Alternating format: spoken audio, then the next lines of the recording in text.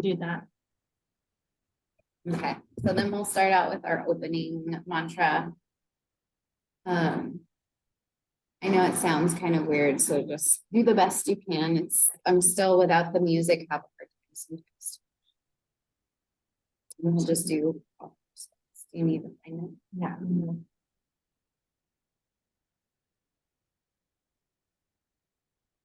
Got it? I got it. Om Sahana Vavatu. Om Sahana Vahatu. Sahana Punatu. Sahana Bhunatu. Saha Viryam Karavavahe. Saha Virayam Karavavahe. Tejasvina Varatitamastu. Tejasvina Vadhita Mastu. Ma Vitvishavahe. Ma Vivishavahe. Om Shanti Shanti Shanti. Om Shanti Shanti Shanti Shanti. I like this one. I've been noticing that I've been like naturally going to this mudra like through like the whole training, and it's like I looked it up today and it's integration. Ooh.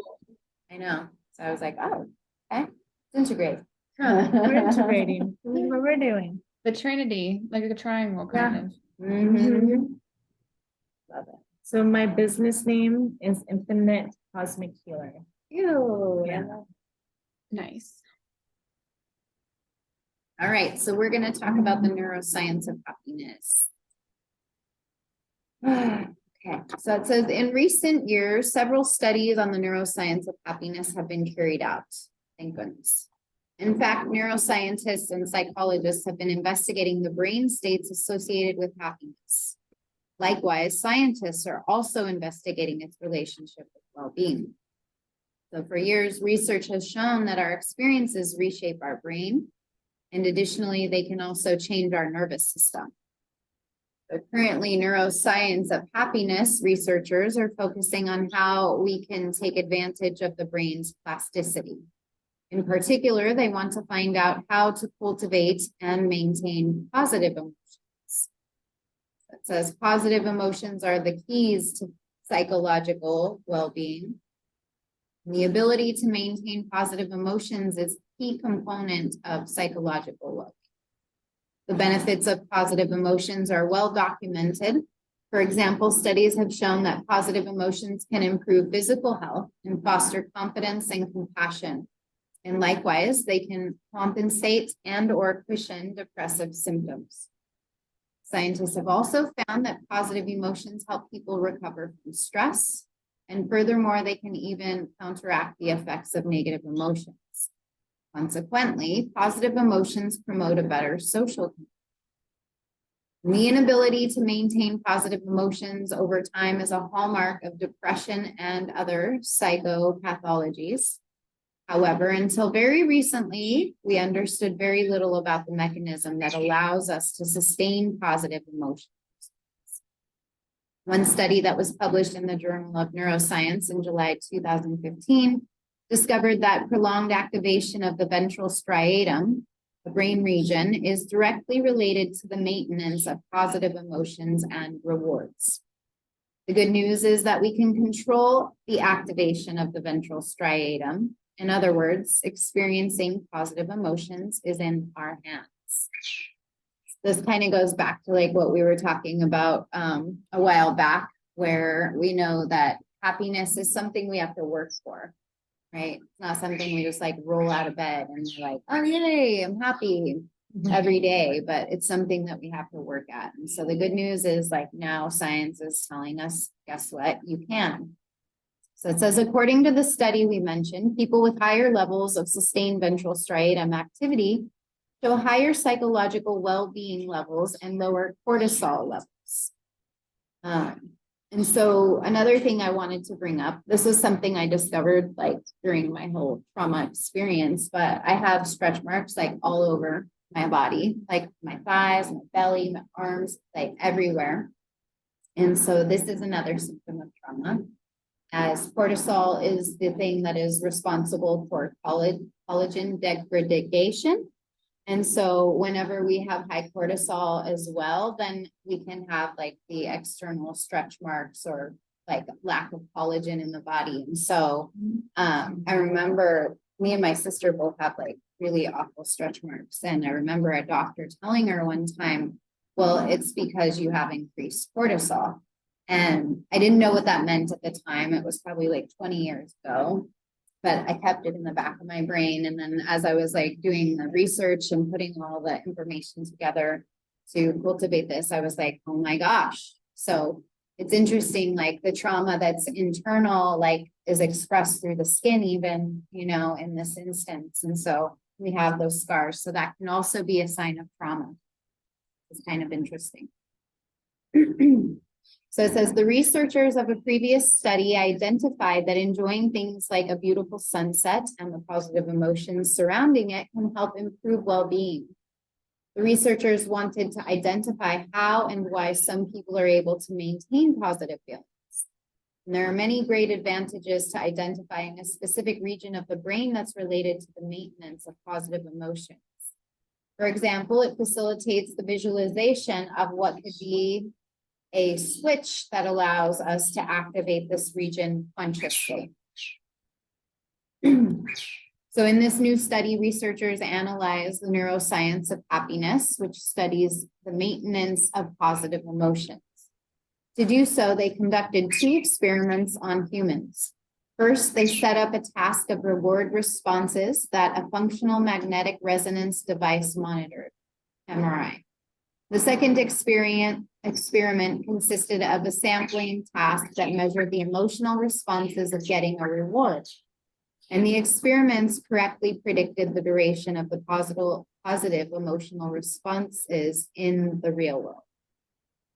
So the duration of positive emotions is also important. I gotta switch the scan, I'm sorry. It keeps going like high and then low and it's Yeah, distracting. Yeah, I know, I heard that. Like, what? Yeah. Learner.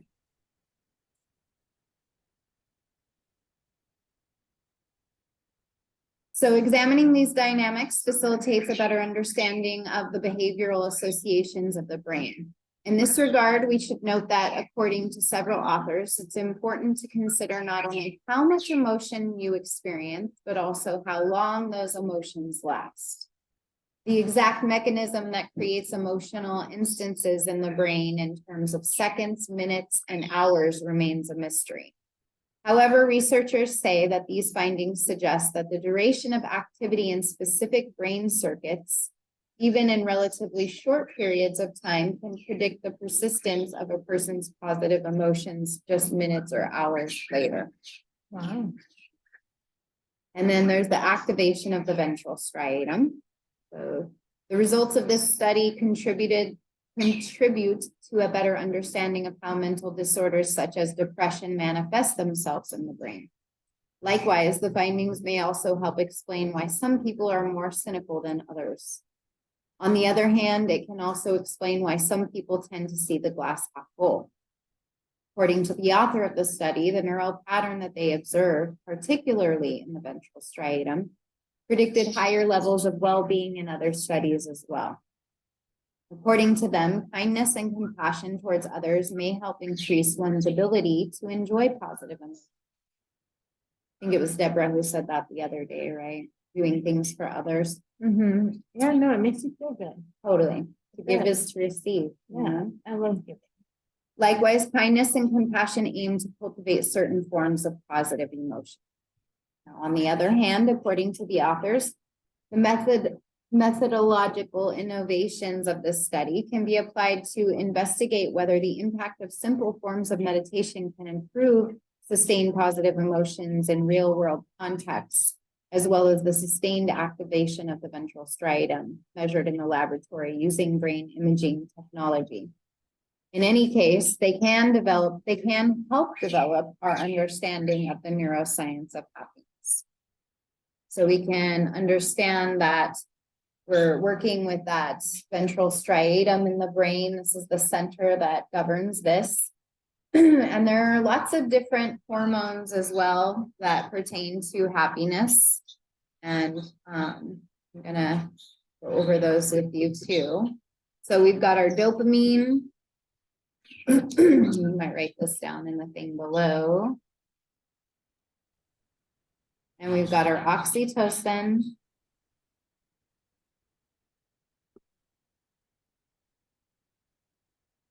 And how do you activate dopamine and oxytocin again? So dopamine is whenever we do something that makes us happy. So Yep. vary from person to person. It can also put a smile on our face, like just sit here for like 10 seconds. That'll start to produce dopamine. Or like cardio, like what gets released when you're doing those like cardio work? Oh, the endorphins. Endorphins. Yeah, I keep getting mixed up between endorphins and dopamine. They're both kind of similar. They're both neurotransmitters, so it makes sense. And they both do similar things, so totally makes sense. Okay, thank you for clarifying that. Mhm. And then we've got oxytocin, which comes into like when we give hugs, when we pet animals, when we're around people that make us feel good, that kind of stuff can help us get into the oxytocin. And then we've also got serotonin. And this one is governing kind of like our appetite and our sleep. And so getting sunshine or coming into gratitude can help with this one. The serotonin. Mhm. And then we've got our endorphins. So these are the ones that we get from like our physical activity. This is any time that we elevate the heart rate through activity, then we're gonna start to produce those endorphins. And this is like dancing, could be doing like a vinyasa or a harder type of yoga, jumping jacks, running, Cardio. cardiovascular. So what was oxytocin again? Oxytocin is like the physical touch, kind of love hormone, you could kind of correlate it to. And so it's like activated, like hugging, like sleeping next to someone, even if you're touching, whether it's an animal or person. It's interesting because it's kind of like what kind of correlates to what your love language might be, or like what each person is so different. So like to activate that ventral striatum, you really have to know what makes you like feel love for yourself. Totally. It's so important, right? Because we're all so unique. Like that's why when we deal with trauma, like they always say, like what works for one person isn't going to work for the other person always. So that's which is why chemicals and pills are not always the greatest solution. Exactly. Like the one size fits all. Here, this is good for anyone with depression. Like, no. You know, I hate to like, I don't mean to poo-poo that at all, because I respect if anybody ever needs to use them. And you know, I never want anybody to feel like I'm shaming or guilting for something like that. But, you know, it's nice to learn ways that we can absolutely cultivate this by ourselves. Yeah, without having to You don't need a doctor. You don't need a shelf. Like I always say, you don't. You have it all here. And so, what I wanted to do today, we're gonna do a little shaking out, jumping jacks, but also before we do that, I wanted to talk about like the happiness iceberg. So we're gonna write some activities here too. I don't know if you can see this, but it reminds me of like the yoga iceberg. A lot of the times, like they're like yoga, and then what you don't see below that cultivates yoga is usually like the pranayama, the 8 limbs. And so we're gonna make it into our happiness iceberg, right? Like people see the happiness here above the water, but they don't always see what's below that cultivates the happiness. And so like thinking about it from that perspective, like people might see happy people, but they don't know what they do in order to stay happy, you know? So some of the things that we can write down here. Yourself, how many words? Things like eating well, we could say, Exercise. exercise, getting enough rest,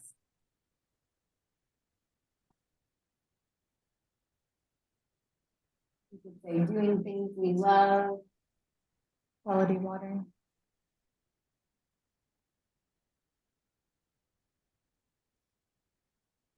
eating, drinking.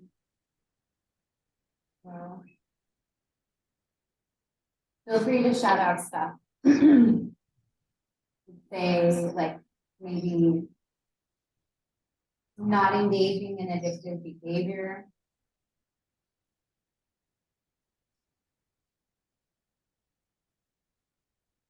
Nature, Yes. hobbies, And for what was the other one? Hobbies. Hobbies.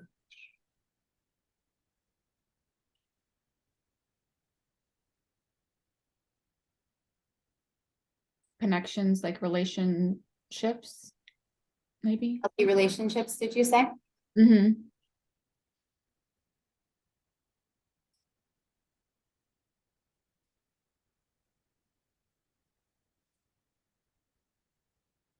Boundaries. Healthy boundaries. Mhm.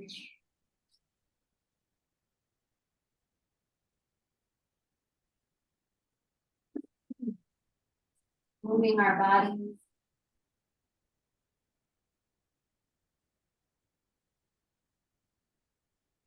Getting sun.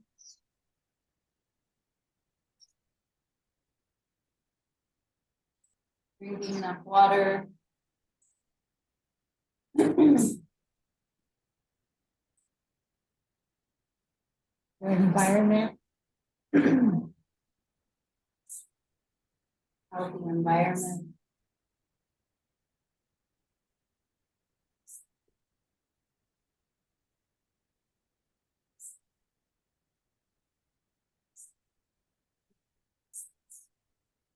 Gratitude.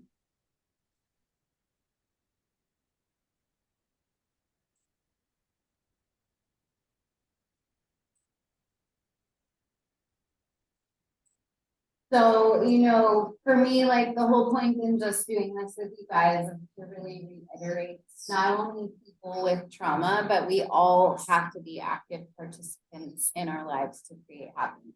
But those of us who have had trauma are gonna have to work even more at cultivating these habits so that we can start to live in a homeostasis, you know? And so, this is something I'm always like telling the boys, is I'm like, you know, I wish that I could say and tell you that you just get to roll out of bed happy and healthy, but it'll never. It's gonna require your participation. You're gonna have to participate every day. And on the days that it's hardest for you are the days that you're gonna have to dig even more. You know, for me, that's been like the hardest thing is like the days when I'm extra down, really finding the space to do something like this to change the narrative. Another thing I want to put on here that's something that I do is like watch something funny.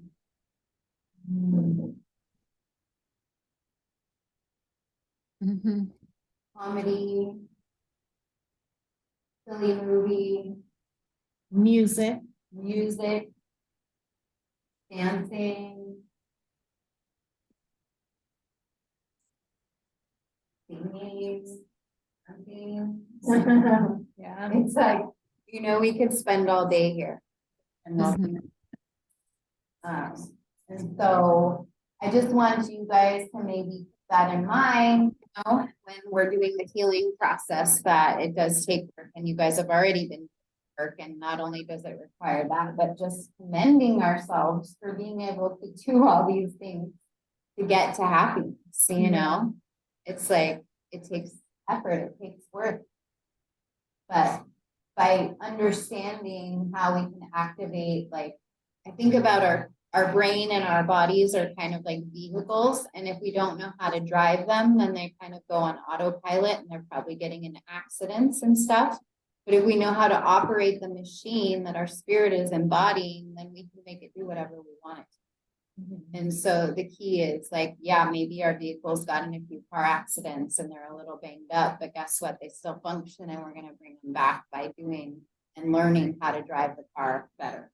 Yeah, So I always think about it. I like that analogy. That's a good one. Me too. Yeah, so I can explain it to my daughter. I like the rolling out of bed and you have to participate. Totally. You know, like, no, you're not going to wake out of bed healthy and happy, but you know, as long as you participate, then yes, you will be. I remember having that aha. I remember being like, wait a minute, what are you talking about? Like, I thought that this was just like my birthright. But like, I was just born and I was going to be like blessed up, you know? And no, it's like, it's required a lot of work. And all of it though has been really great because I've learned that, yeah, I can get to those places. I can get those old narratives out of the mind. Yeah, and it's a choice too. Yeah. Choosing to do those things, you Mhm. know, getting up and making yourself wanting to do that. Totally. You know, and then once you do it so much, it just becomes repetitive and you want to do it. Automatic. Yeah, and you don't want to be in that like depressed, like non-motivated state. Totally. And the more we do something, the more it becomes habitual. So it's like cool. Like for me, I pop out of bed every day at the time that like we teach yoga here. You know what I mean? It's like every morning I'm up at like before 6 because I've like created that pattern and I used to teach 6 a.m.s in New Mexico when I lived there. So my body is like primed for that 6 a.m. moment, you know? Yeah. So it's like, okay, I'm gonna get up.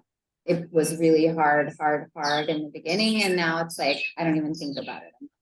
So. Yeah, I think the most important part is also finding gratitude for all of that work you're doing within the work. It's just so hard for me to balance the other side of it. Yeah. Which is, I think, a lot of people's issues too. Absolutely. And the other thing is like, it's like we've almost trained ourselves with the negativity. If you're someone who's gone through perpetuated trauma, right? Like experience after experience has re-solidified like the negativity. And so we have to then train it the other way. It's like a naughty dog or something. And you're like, oh man, we got to rehabilitate this dog, you know? It's like it's been going wild and now we're going to teach it to do what we want it to do. Mm-hmm. So the good news is that we can, and we've learned ways that we can do that through upregulation and downregulation, through breath, through meditation. So thank goodness. Another thing that I really like is if I'm feeling extra down and I have like the house to myself, I always put on fun music. I just like let it seep in. Like initially I might not even be feeling it. And then before I know it, singing and jamming and like dancing. Oh yeah. I blast like Lizzo and Taylor Swift and just exactly. dance. Yeah. Dance party. Yeah, I do that too. Yeah. It's the best. The women, songs, the real empowerment songs. Yeah. 100%. So this is something also to remember, like, and to reach into that little, like basket of things that make us feel good when we're feeling. And that's like, like our gratitude jar, or those matches that I showed you guys, the little matchbook things, like getting things like that into when we're feeling like down or feeling dysregulated, going and drawing from them and being like, okay, I'm gonna go list 3 things that I love or whatever the task might be. But it might be fun to make our own like little jars of things that make us happy so that when we're feeling down, we go and reach and we pull out things that are nourishing for us specifically too. So if you guys feel called to do that, do that. I think I wanted to leave one more thing.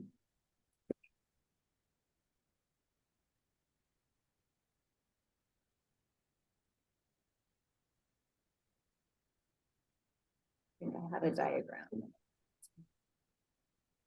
Put in up the ventral striatum.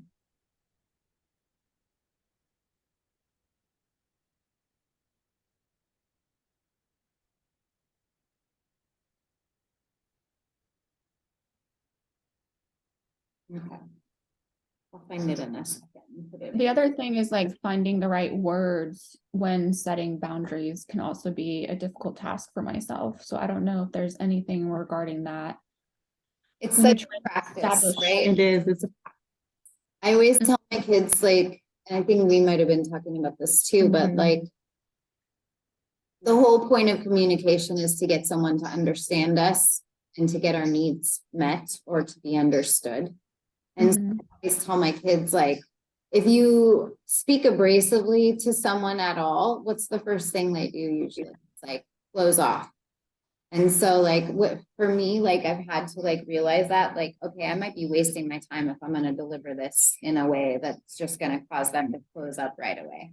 So it's always like for me, how can I say this in a way that it's gonna be received? Like, Yeah. and usually that requires compassion, it requires empathy and understanding, you know. And I usually like to start out my conversations with like a positive thing and then a request. I like that. And a request. Like, you know, partner, he would get activated right away, no matter what I would bring up a lot of the time. And he'd be like, thinking that if I had something to address, it meant that everything that he did was absolutely fucked up. Because it's so serious, because you have to have Yeah. a serious conversation. I know. So I would have to like start out the conversation with like, Tim, I love you. There's so many things that you do that are amazing, but this needs to be addressed. Like I'm having a challenge when da da da da da, and if you could present it in a way that made me feel like da da da da da by doing A, B, or C, I think that we would have a better reaction, or you would get your needs met by like not having to argue with me, but just like getting it done without the conflict. And so like somehow, you know, getting into the habit of like, okay, how can I say this with love and compassion so that like I can get my needs met by them hearing me and receiving what I'm saying instead of it like going in. And one they're ear still and out getting the their other. needs met too. Exactly. Right, because it doesn't need to be like an attack or like a Yeah. like defensiveness. It just needs to be like a positive like recommendation. Totally. Yeah. That you're experiencing this and you would want it to be another way.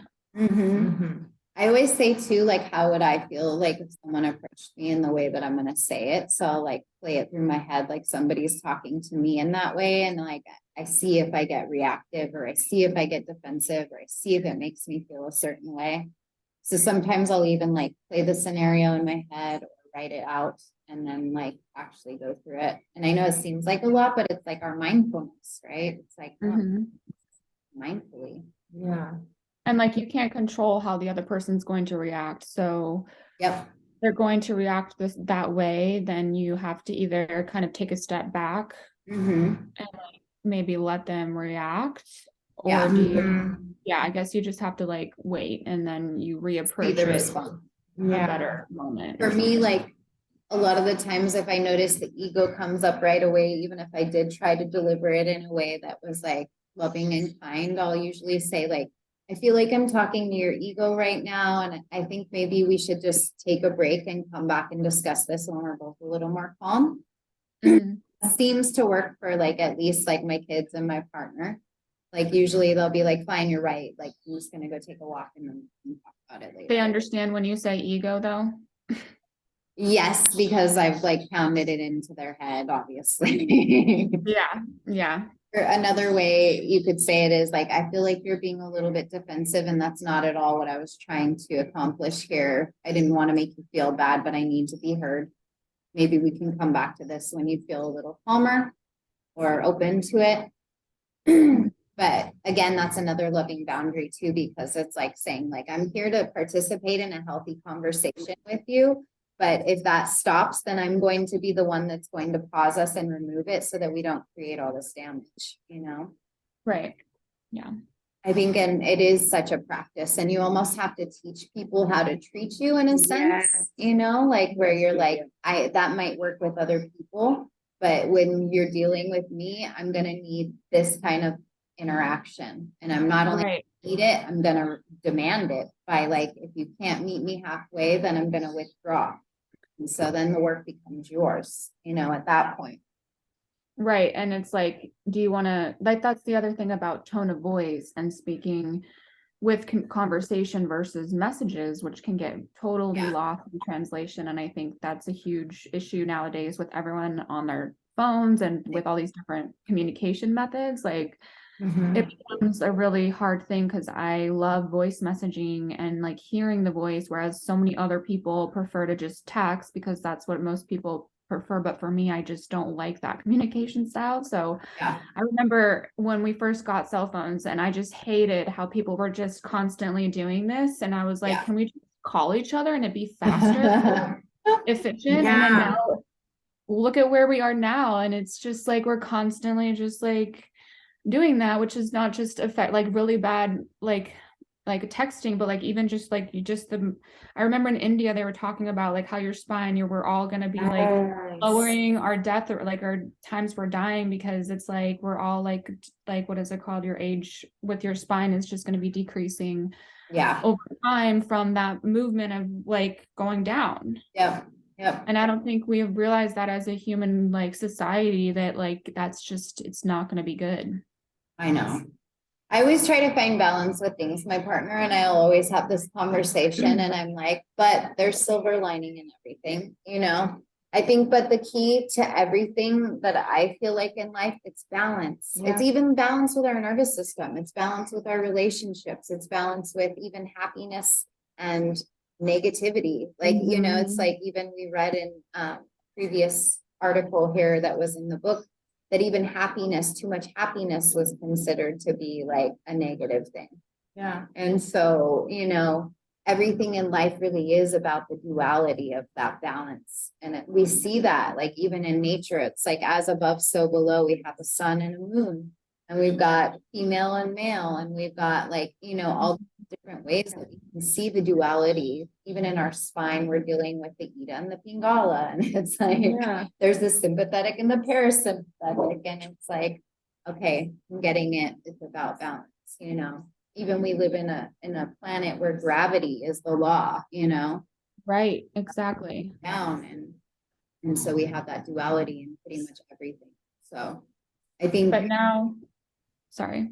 no. It popped in my head now that we're like creating these pronouns for they and it's I have a cousin who just got a surgery and it was a she and now I have to call Annie a they and it's like really hard in my brain to switch and I'm just really struggling with it. So yeah. Definitely a transition. And I think, you know, I try to find the silver lining in like everything, you know what I mean? So for me, I'm like, great, it's getting us out of our boxes.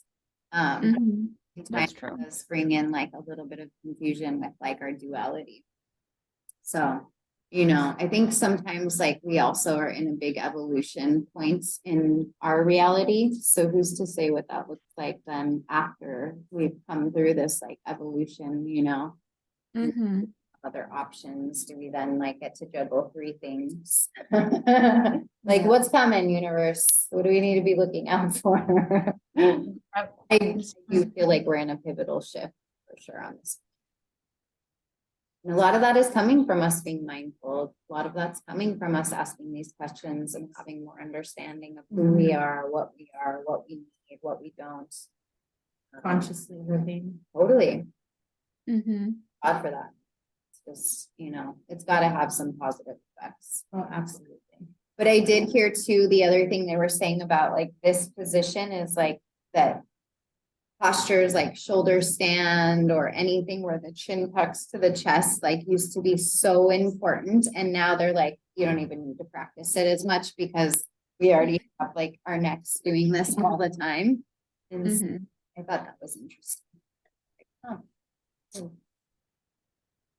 So now we have some kind of ideas of what we need to do to create and stimulate the ventral striatum, which in turn will affect our happiness. It happens to deal with reward and stuff like that in the brain. And so hopefully we can start to have a little bit more understanding and practice for that with some of the activities that we know make us feel that way. Do you guys have any questions about that? I was gonna put a picture of ventral striatum.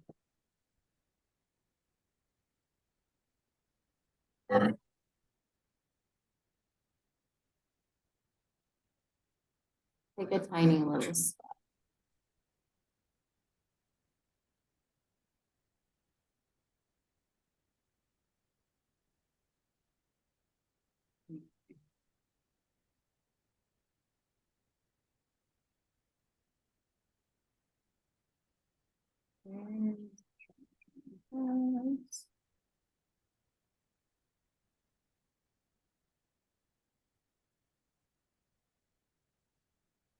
Not the best picture, but at least we have an idea of where in the brain it's located. It's very central.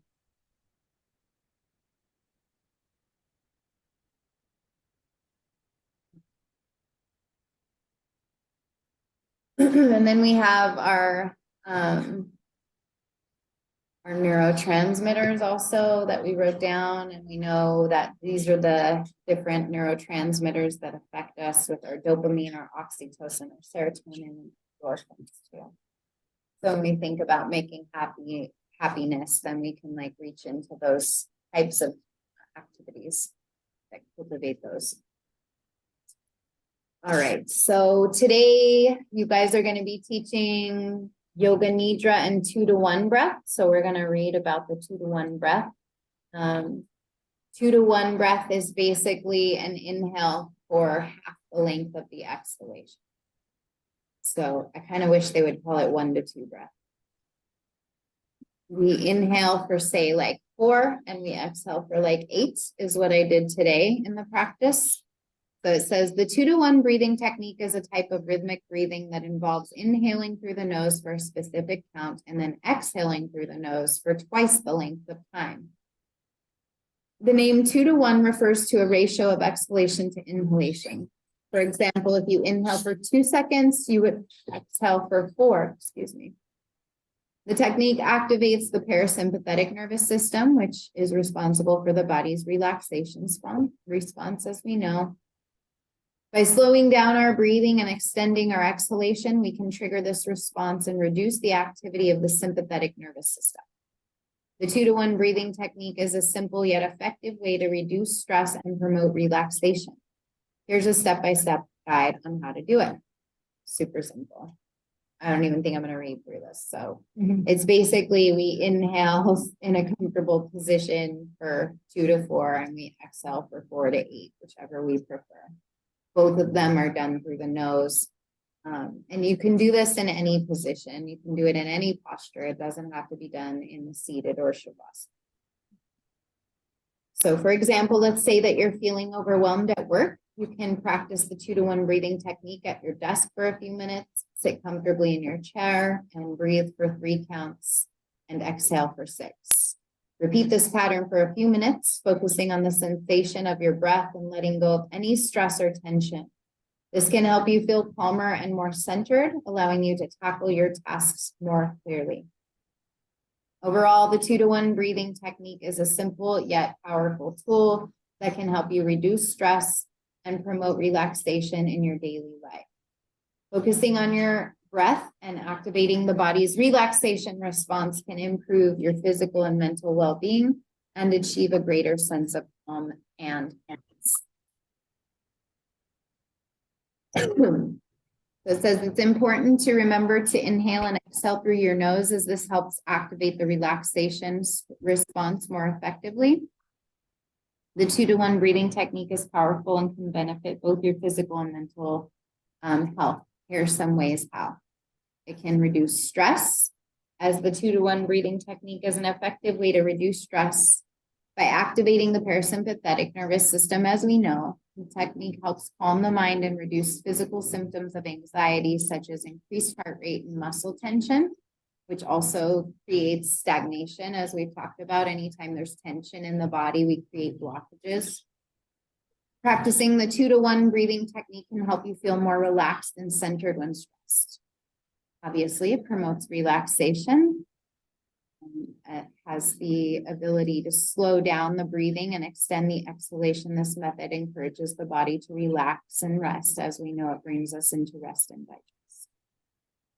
It improves focus. So focusing on the breath and counting can help clear the mind of distracting thoughts and improve concentration and focus. Because if we're focusing on the breath and the breath count, we can't be thinking about what we have to do later that day.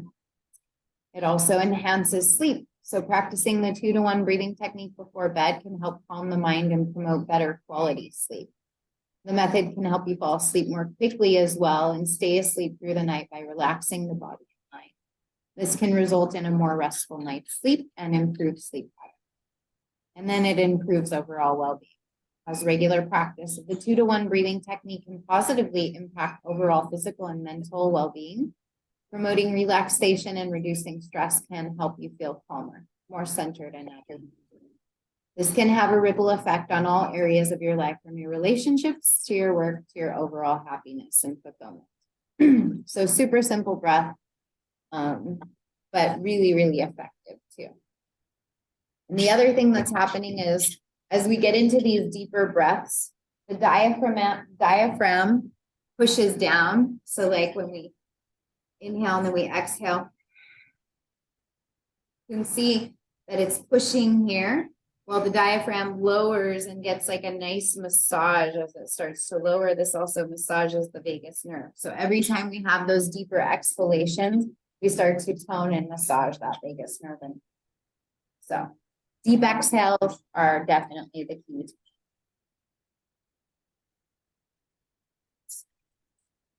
So we went through our breath, and I wanted us to practice some happy techniques today too. So what we're going to do is we're going to try to do 3 minutes of breath of joy. And then we're going to shake it out. And then we're going to smile. We're going to try to just smile for like 1 whole minute. See what we do. Our cheeks might. I'm going to give it a shot. Are we gonna smile first for 1 minute, or are we gonna do? I think that we should do breath of joy. Okay. I think that'll prep us and prime us for smiling. I think we'll probably already get a smile from doing our breath of joy. And feel free to teach this one too if you feel like adding it in. I love this one. Me too. It's literally the funnest breath.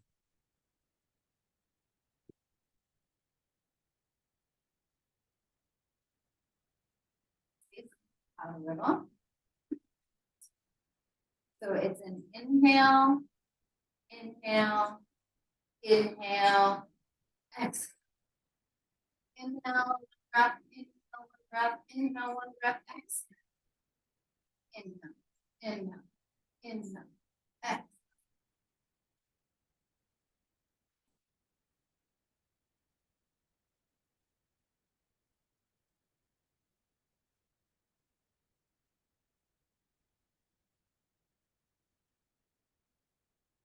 I'm putting on my timer.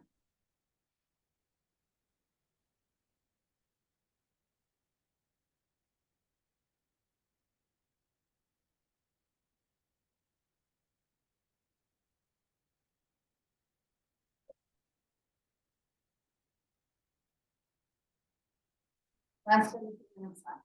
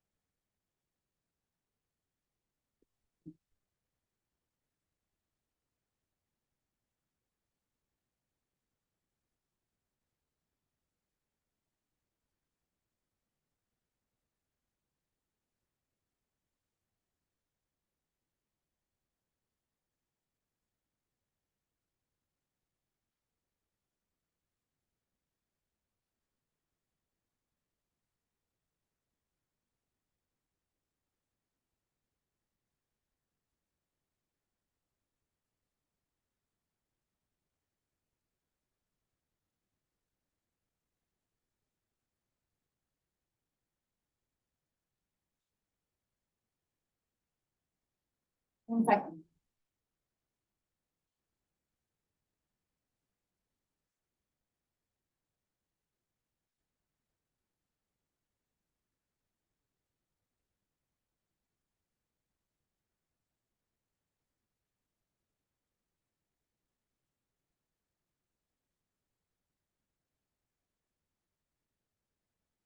Last one. Comfortable standing and breaths.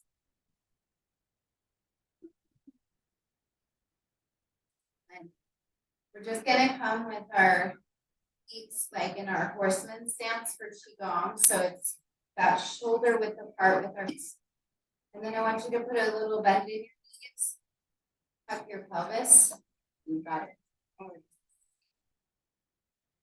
You can see why they call it horseman's pose because it's like you're going horseback, right?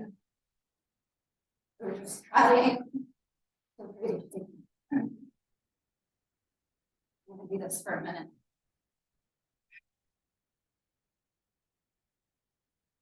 Feels like a little temper tantrum.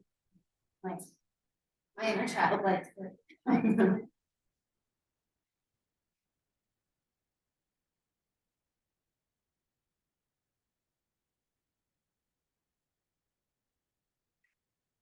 Thirty more seconds.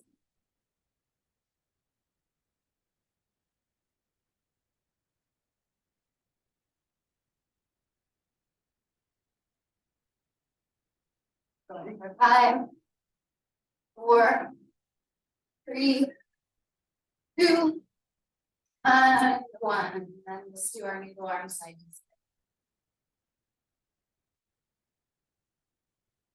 side. Any variation, at least the chest. This is really good to do 10 minutes. Do for 10 minutes.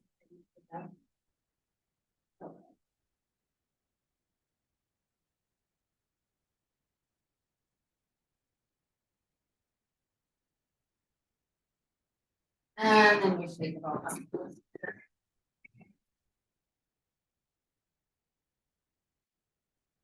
And I'll do 10 jump.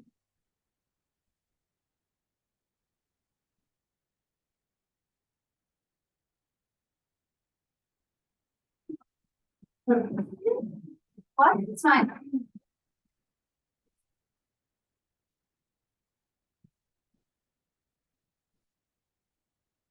Round it out with a 1-minute smile when you're ready.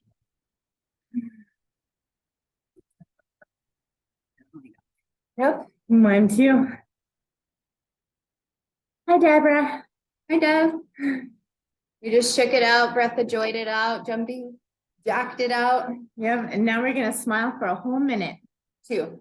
2 minutes. Ooh, we're gonna smile We're for taking 2 it up. minutes. Because Deb's here, so now 2 real minutes. deal. 2-minute smile sesh. Are you guys ready? Yeah. We'll see if we can make it. All right. That was nice. I feel actually really good. But like Lighter. Yeah. I'm like, whoa, that Okay. was so nice. I needed that. I know. All right, keep the smile. Ready, set, go. You can even close your eyes if you like.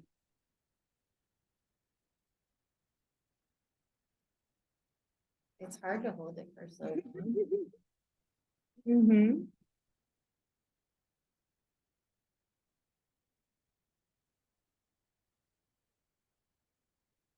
Where'd that go? She's all peace out. She's like, not smiling for 2. What if we had to talk with a smile all the time? Yeah, that'd be hard. It feels like a mime. Mm-hmm. Mm. Dopamine. Yes. Mm.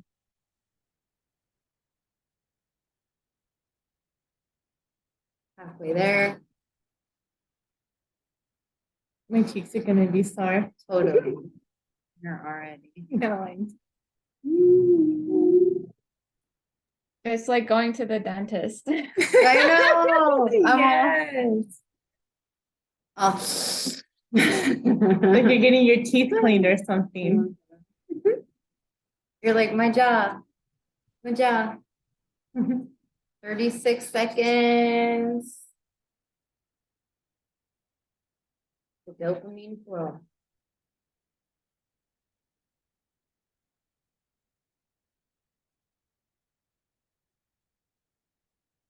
Mm.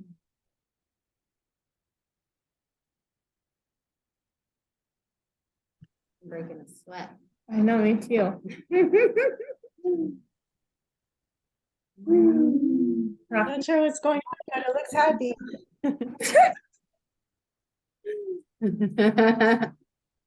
All right. Little jaw massage. Well, for sure. Uh-huh. I definitely felt that in my Definitely. I definitely am sweating a lot. though, Oh, right yeah, now, no, too.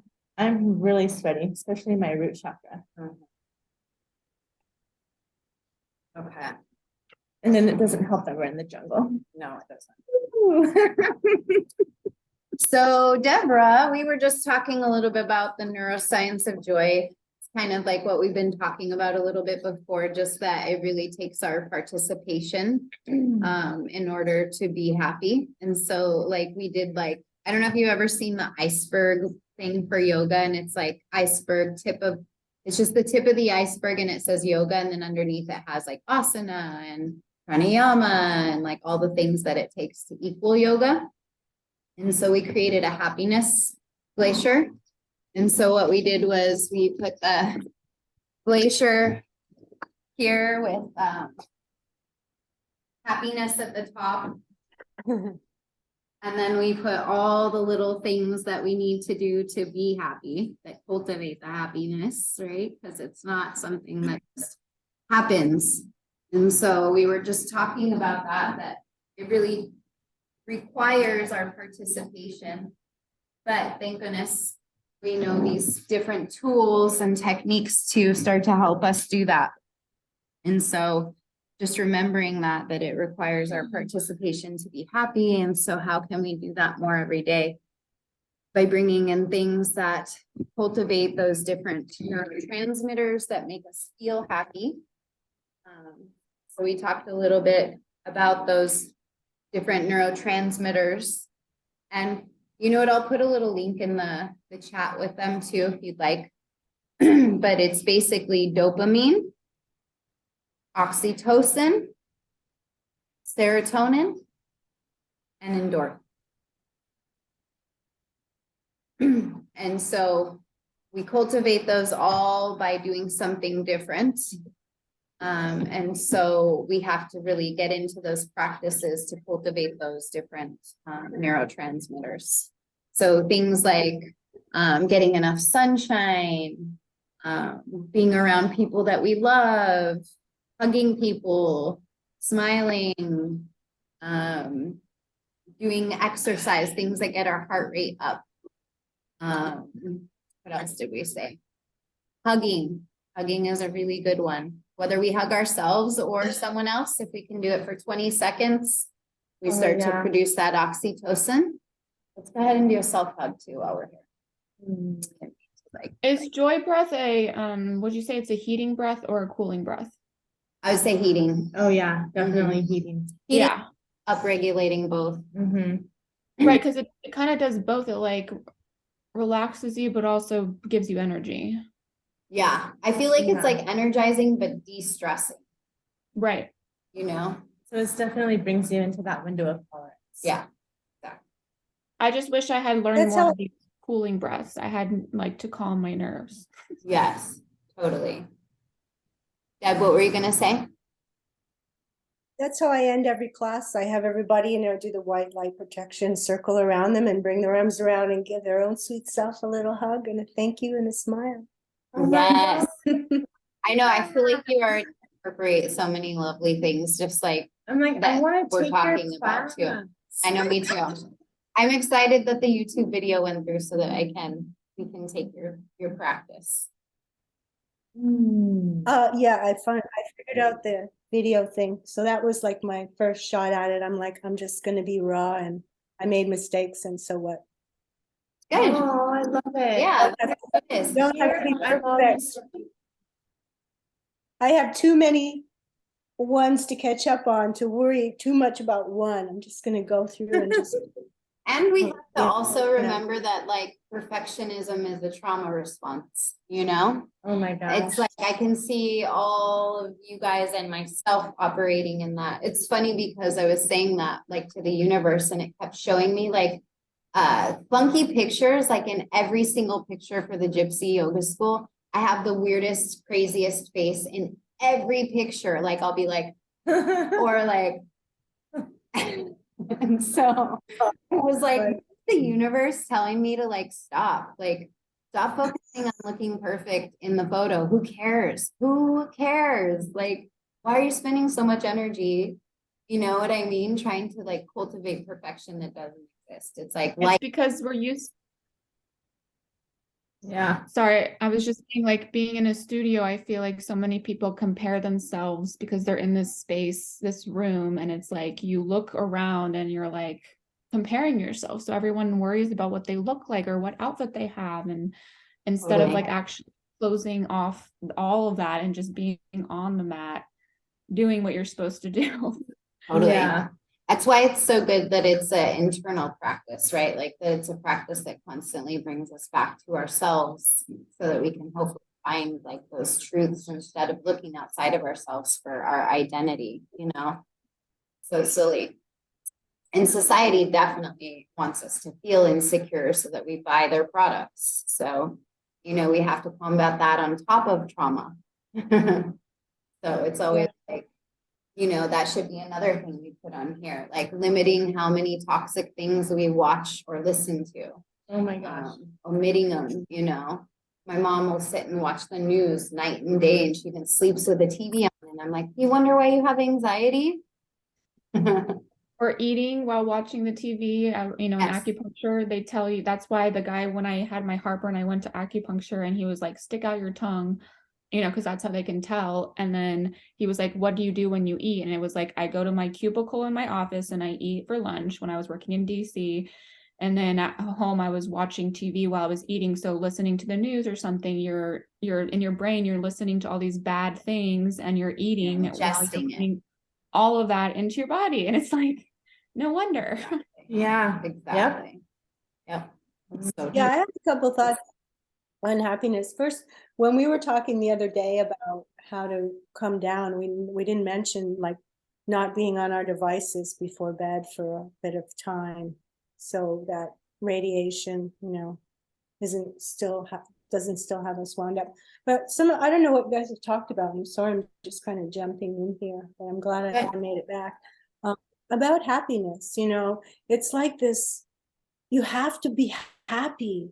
You have to do everything to be happy. And it's unsustainable to be happy all the time.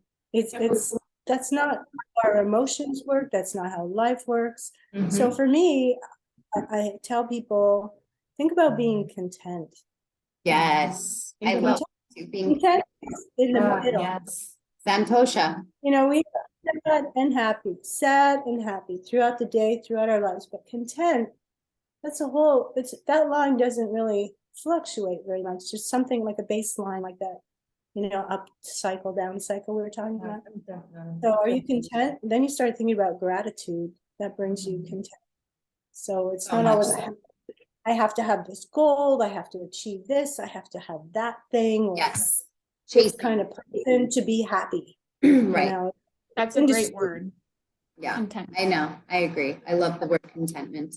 Or we can say like window of tolerance, right? Like we're not necessarily trying to be happy all the time, which is like when we were talking about it, totally. Yeah. Is like the duality of life, right? Like there's light and dark, there's good and bad, and that will always be present. And even like we were talking in the text before, it talks about happiness all the time is toxic, just like sadness all the time is toxic, and all the other things. So like from a Chinese medicine perspective, yeah, that's an imbalance. And so we were kind of touching a little bit on that. Like it's all about balance, not perfection, not happiness 24/7. But I'm really glad that you pointed that out too. And I love the word contentment. That's something that I've been working on a lot lately. And in my women's group, they were like, yeah, we want to focus on abundance and happiness. And I was like, it feels like chasing to me.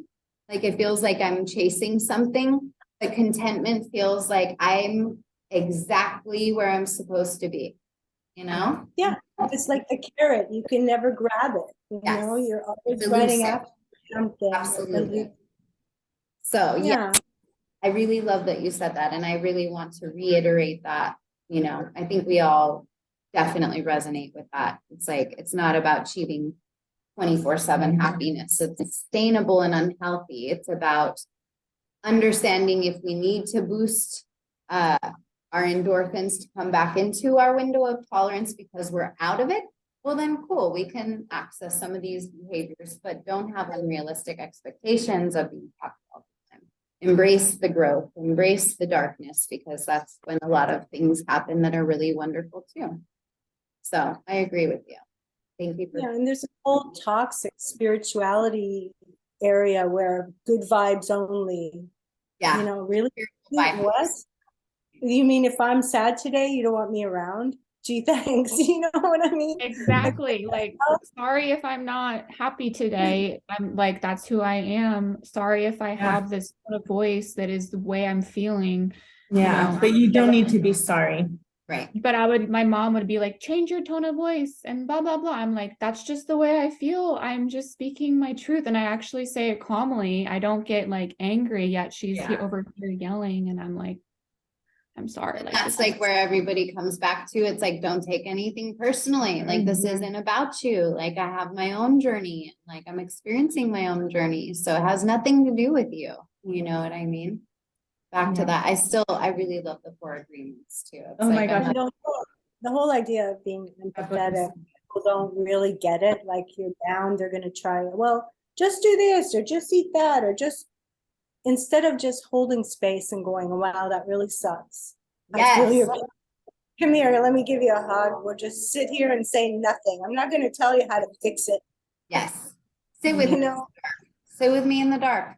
It's like, it's a dark day. Come and sit with me. That's how you can help me. And that's how you can hold space. And it's not a bad thing to be in the darkness because that's what will bring the light. And that's what I feel like our society doesn't highlight, that the darkness, the pain is a good thing. Actually, it's not a bad thing. We need contrast.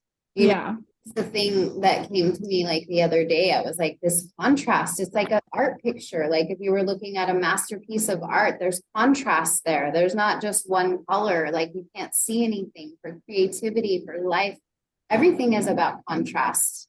You know, it's like that quote too that says like stars can't shine without darkness. It's like, well, of course they can't. We have to have contrast. So light wouldn't even exist if there wasn't dark, and dark wouldn't exist if there wasn't light. So they're like the same balance, same fibers of like the same blanket, you know. It's like we have to start realizing that. And I think it's interesting that it's really easy to stay depressed.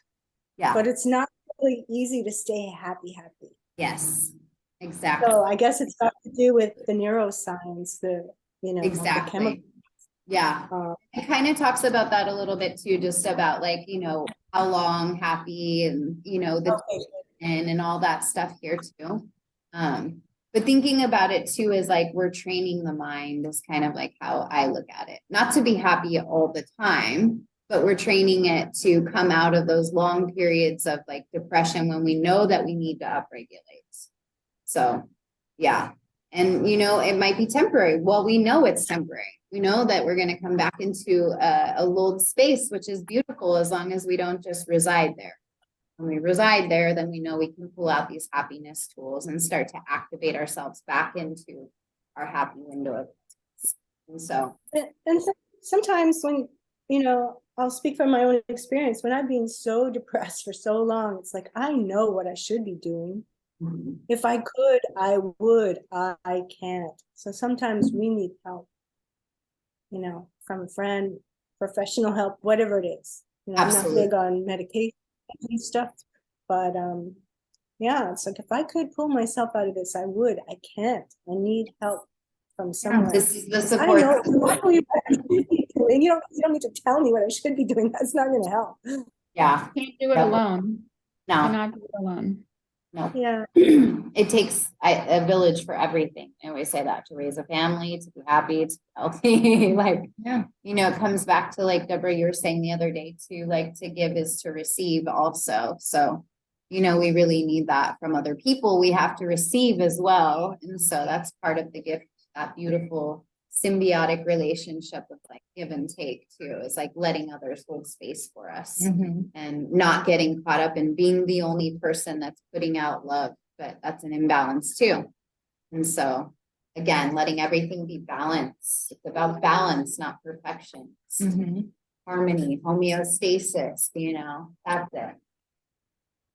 Critters. Critter patrol at the Bosquecito.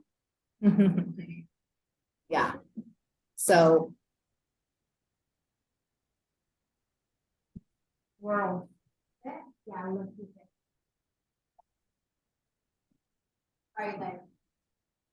literal, like, Audrey, where are you? I'm in Washington State, it's like, in a little town called Port Angeles, like 3 hours Okay. outside of Seattle.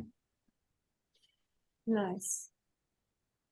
I have a good friend who just moved to Seattle from the Keys, and she's the one who's the expert in Feldenkrais. Mm. She moved out there to be with her kids and stuff. So. I'm living at my dad's though, so I'm up on the 3rd floor and I have like a great view, so I can see the ocean from my room. So this is getting.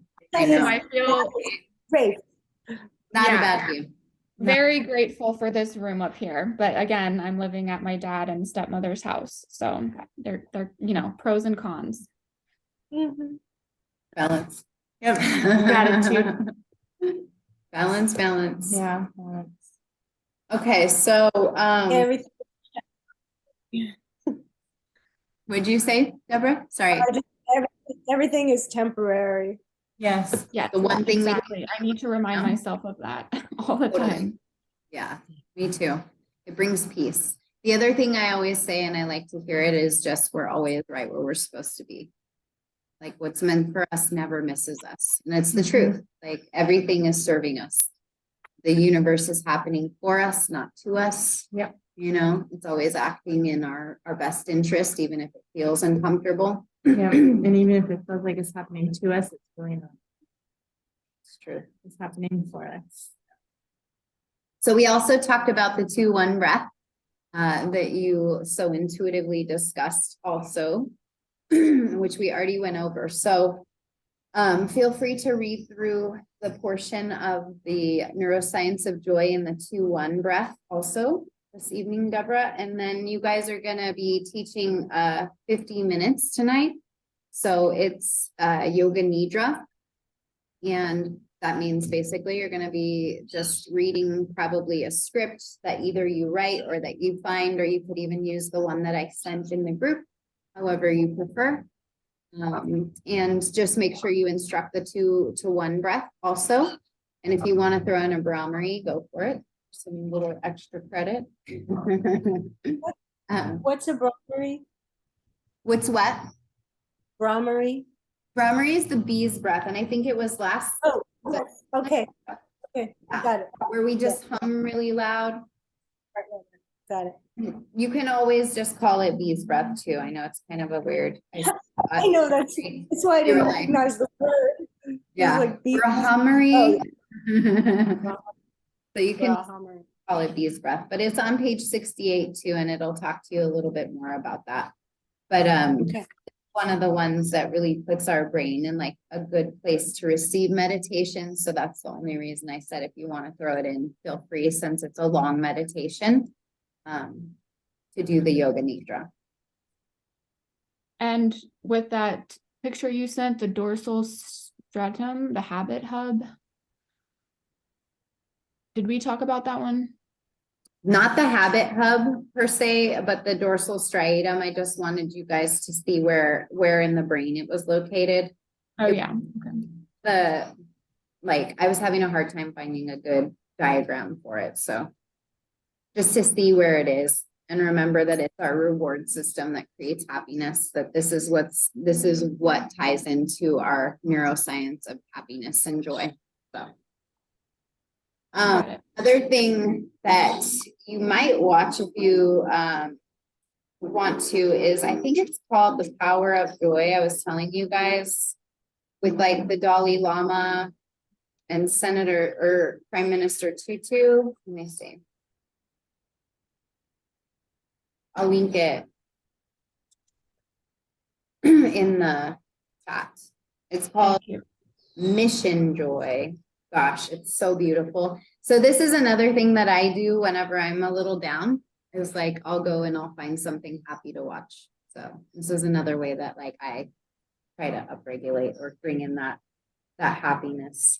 So It would good to have that ready for when you're happy, to have those videos ready for Yeah. when you're Yeah. happy, because when you're not happy, you don't have any motivation, and it's like, I'm stuck. yeah, you guys are gonna laugh, but for me, like when I was in my like worst of the worst times, like I would watch Elf. And I've seen it probably 1,000 times because anytime that I had like a rough day, I threw on Elf. It didn't matter if it was Christmas or not. I just like, it made me laugh and it made me smile and it made me feel playful and like a little kid. So I've seen that movie probably a bazillion times, but like having even just one that you really love to like watch over and over can be nice. All right. So it's on Netflix. And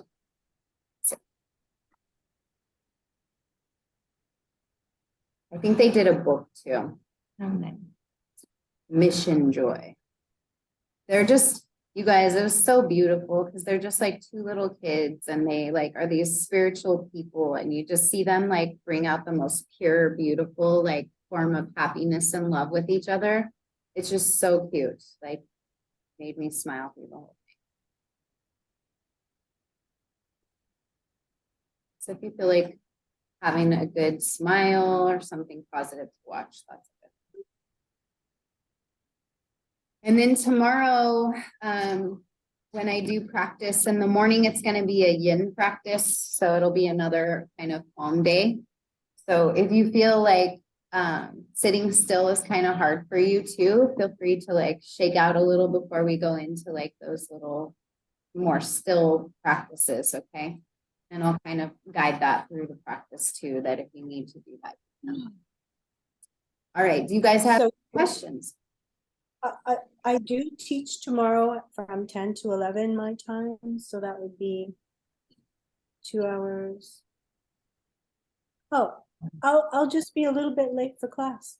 Okay, I'll probably be like 11:30 my time, which is 9:30 your time. So I'll be a little late. I totally understand you being gone, but it's so nice having you in this space. I love I think when I'm not here, wisdom. I'm missing this connection with these amazing women and all this great stuff. No, it's only beginning. It's just beginning.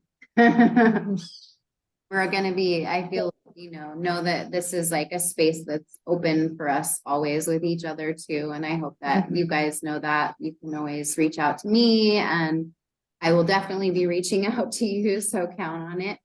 But that, this is just like a space to begin our relationships, in my opinion, and my hope. So, yeah. Thank you very much. I really do need that. Me too. I'm grateful for you guys and this time that we get to spend talking about these things and growing and healing together and supporting each other. It's so important. Absolutely. It feels really good to be in a group like this. Yeah, I agree.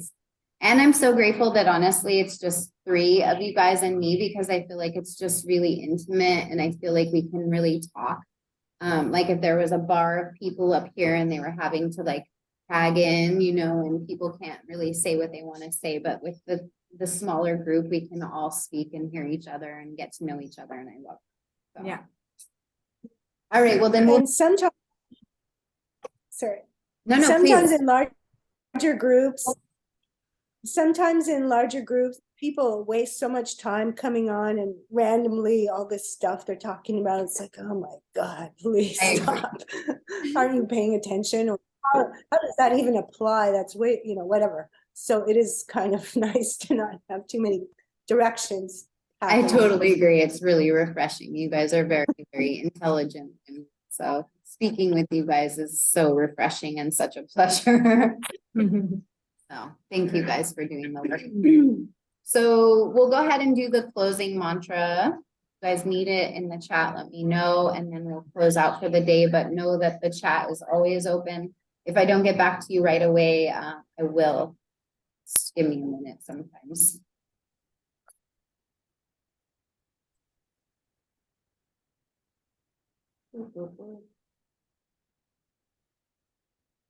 Send it so we don't have- Mhm. All right. You guys ready? I sent it in the chat if you need to look at the words, but sometimes it's nice just to like hear the tone and try to attempt it too, because sometimes reading it makes it hard. Do it, you feel. All right. I'll call and then you guys can respond if you feel. Om Purnamida Purnamidam Oh, Purnamida, Purnamida, Purna Purnamadachate Purna, Purnamudacce, Purnasya Purnamadaya Purnasya, Purnamidaya, Purnamavasyasyate. Purnamya Visate. If nothing else, we're smiling. Om Shanti Shanti Shanti. Om Shanti, Shanti, Shanti. I think that that's good, like smile therapy to at least attempt these, you know, Yeah. they're always fun. Smile when I get to say a word inappropriately or incorrectly. Honestly, I am a really serious person. I never think about humor or really randomly laugh unless I'm with people who have the same sense of humor as me. But I didn't even smile till I was like 25, I swear to God. Wow. Bring that baby Now at out. Now at least I can smile. So I really like interacting with people because there's some humor there, you know. Yes, it's so true. It can lighten the mood, lighten the load. It's so nice. The right people are like medicine to the soul, for Yeah, sure. absolutely. Exactly. With that, grateful for you guys. Have a beautiful rest of your day. I'm excited to see your videos and take your practice. I'll get to do 3 yoga nidras, left knee. My nervous system will thank you. You have a great afternoon. Thank you, you too. Look forward to We'll see.